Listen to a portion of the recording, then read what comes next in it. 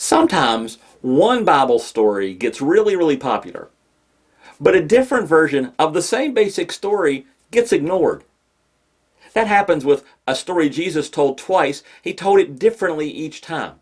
The one time, the famous time, talks about a master who pulls three people to him, three of his servants to him, and he gives each of them a different amount of money and sends them off to earn more with what he gave them. And that's the famous version. There's a less famous version in Luke chapter 19, where instead of calling over three people, the master calls over 10.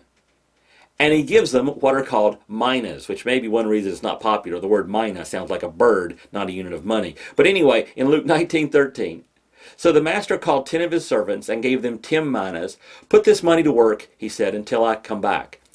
And in just like the other story, one of the people goes out and he kills it. He just makes so much money with the 10 that he was given. And then there's another guy who does pretty well. He does good. But there's one guy who's like, I'm scared that the master's going to be mean to me, so I'm not going to do anything, and he does nothing. And then in verse 22 and 23, the master replied, I will judge you by your own words, you wicked servant.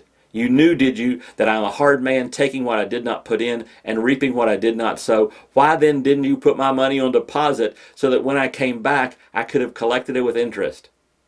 Another case where God gets mad at somebody. And this time, God is mad at this person because how much he gave them, the talents, the opportunities, the resources God gave this person. This person didn't utilize them for God. And it's not a case like in the other story where this guy didn't get much.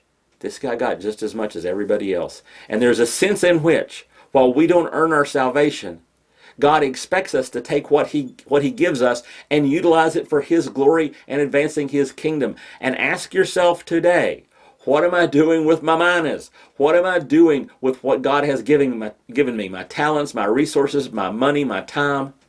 Am I utilizing them for God, or am I just sitting on them? And recognize God gets angry in every story when we just sit on our resources and don't use them for God's glory. And that's today's Jumpstart.